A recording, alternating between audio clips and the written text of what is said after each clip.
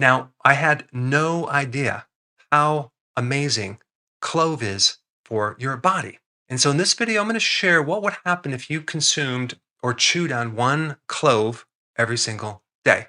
And when you chew it, you would want to just chew it up and then just swallow it. But clove is amazing. I found over 130 different patents on clove with different applications. Sometimes certain applications were for your body, other times it was for like a natural fungicide for plants. But there's a lot of research on clove and it's natural. One of the most popular ways that people use clove is as an like a numbing agent if you have a toothache because it has analgesic properties. Now, when we talk about the benefits of clove, we're going to be talking about this essential oil in clove called eugenol. So you can also get eugenol oil as well, but a lot of the benefits and the aromatic smell and taste is from this oil. And so this compound makes up like 75 to 80% of that oil. And there's a lot of other phytonutrients in there as well.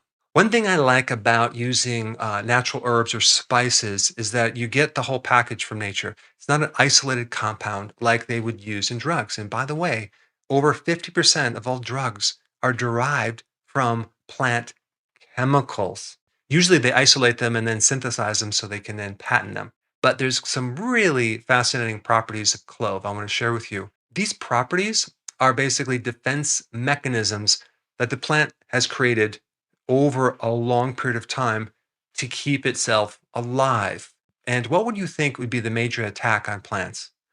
If you've mentioned microbes, you are correct. So, this is why clove has some pretty powerful antimicrobial properties: antiviral, antibacterial, antifungal, anti-candida, antiparasitic. So, this is why it's very beneficial to have it in your mouth, simply because so many people have an overgrowth of candida. They might have biofilms that turn into plaque.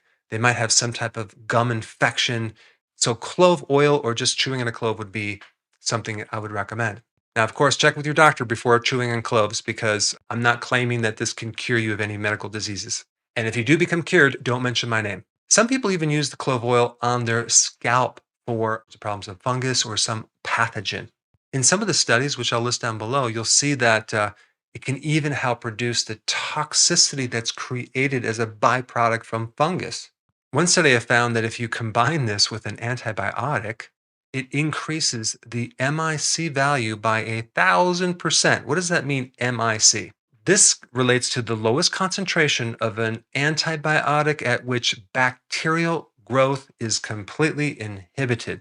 That means that you could use a lot less of an antibiotic to create the effect.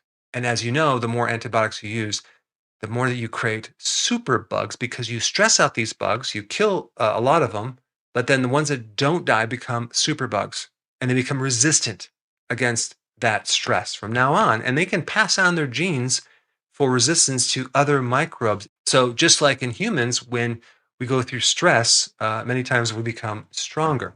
So, if we're talking about antimicrobial, let's also talk about antimicrobial inside our bodies. There's some research on how clove oil can help with H. pylori, which is behind certain types of ulcers and even gastritis. Well, clove happens to inhibit H. pylori and improve peptic ulcers and gastritis and indigestion and gas and bloating. But other than that, it doesn't really do anything. And I'm being very sarcastic.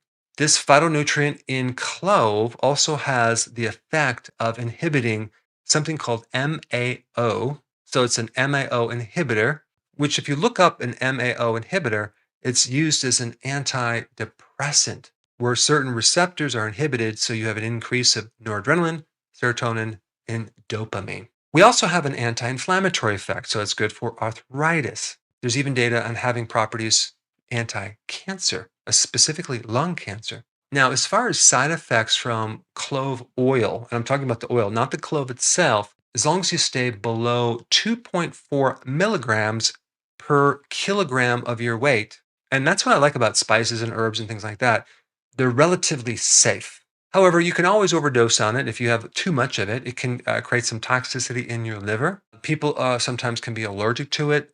And of course, you wouldn't want to take it if you're pregnant or lactating. But I wanted to share with you something that's very, very easy to do. and it's been around for like 3,000 years in India. It's been in China. It has a long history of therapeutic benefits. Now, since we talked about the benefits of clove, if you have not seen my video on the benefits of garlic, you should check this video out right here.